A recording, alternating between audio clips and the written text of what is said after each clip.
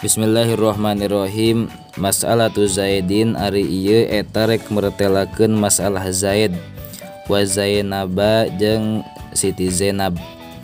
Hiji, khotoba ngakhitbah ngalamar saha Rasulullah sallallahu alaihi wasallam Zainaba binta Jahsin ka Siti Zainab putrina Raja Jahsin.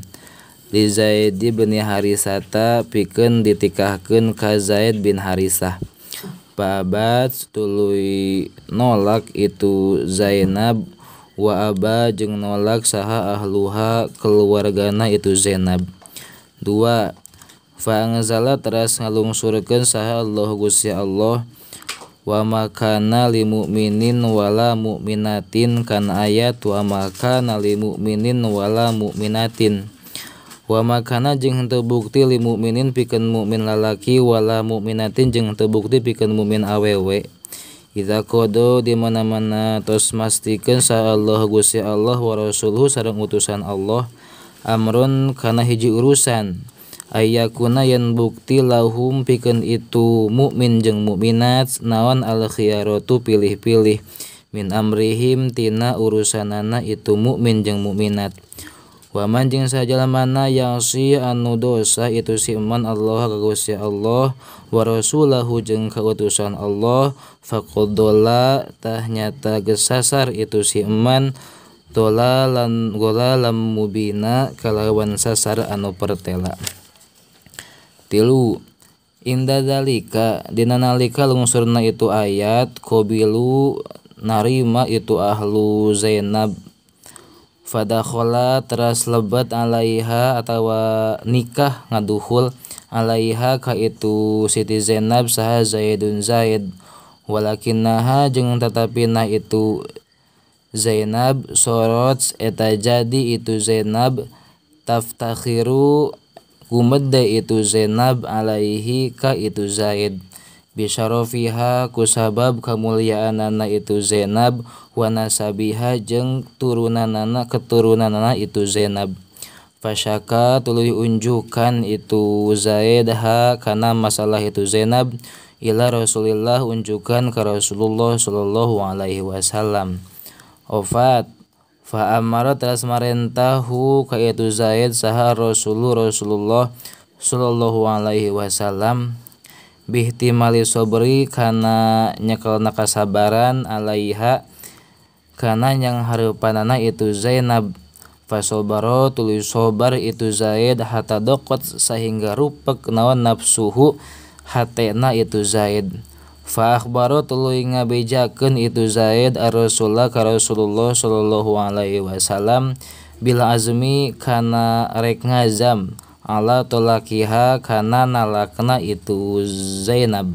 Fa amara teras marentah sa Allah Gusti Allah Rasulullah ka Rasulullah sallallahu alaihi wasallam ayyatazawwaja kana yen supaya nikah Kangjeng Nabi Zainaba ka Siti Zainab bangda tolakiha dina sabanda talakna itu Zainab hifdon karena ngariksa li syarafiha kana kamuliaanana itu Zainab wadafan jeung pikeun nolak lin nizai kana permusuhan wasyiqoqi jeung kana papaseaan wa ibatalan jeung pikeun ngabatalkeun li adati tabani kana kabiasaan ngangkat anakna urang Arab.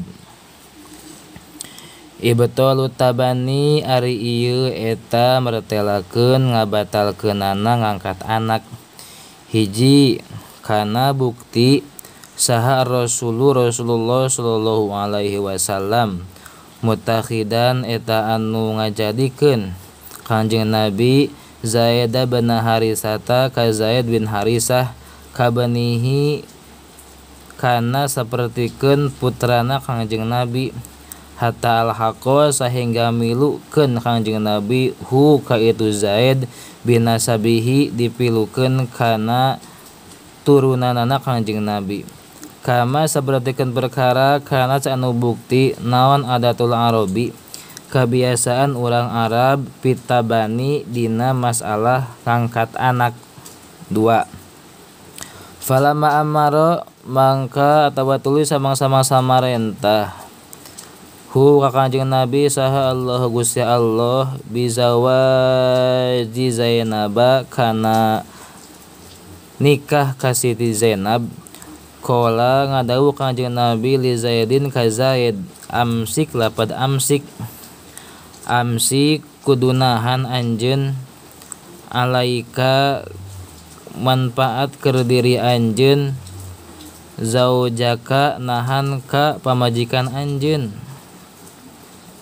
wattaqi jeung kudu sieun anjeun Allah ka Gusti Allah wa akhfa jeung nyamarkeun Kanjeng Nabi amrullahi kana ieu parentahan Allah wa huwa bari ari Kanjeng Nabi eta yang lamu uninga Kanjeng Nabi annahu saanyana itu kajadian teh labuda eta pasti hasilun eta anu bakal hasil geus terangeun bahwa ieu teh bakal terjadi gitu. Tilu li'annahu karna saanyana Kanjeng Nabi khosya eta anu mikarem pana Kanjeng Nabi antakula kana yen ngarombong sahal al-arabu urang Arab tazawwaja kana lapad tazawwaja geus ngawin saha Muhammadun Muhammad mutallaqata banihi ka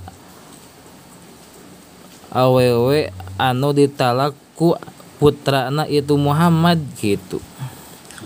Opat fangzala teras ngalungsurkeun saha Allah Gusti Allah fi zalika dina itu kajadian falama qodo kana lafad falama qodo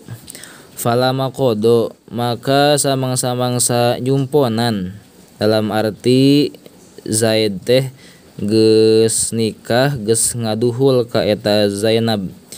Falama qodo maka samang-samangsa geus nyumponan saha Zaidun Zaid minha ka itu Zainab watron kana nalak zawaja nikahkeun zawajna nikahkeun kami Allah ka anjeun ha ka itu Zainab likai layakuna karena supaya bukti alal mukminina ka mukminin naon harajun dosa fi azwaji adiyaihim dina ngawin ka anak angkatna itu mukminin idza qada di mana-mana geus ngahukuman itu azwaj minhunna ti itu adiyaihim watron kana nalak wa kana sareng bukti naon amrullahi perintahan Allah eta maf'ulan anu dipigawe summa hurrima tuluy diharamkeun naon at-tabani ngangkat anak alal muslimina ka muslimin lima karena perkara pihi anu tetep dina itu ummat teh minal adrori nyatana aya pirang-pirang kamadaratan wangzala geus ngalungsurkeun Gusti Allah pihi dina itu masalah makana kana lapad makana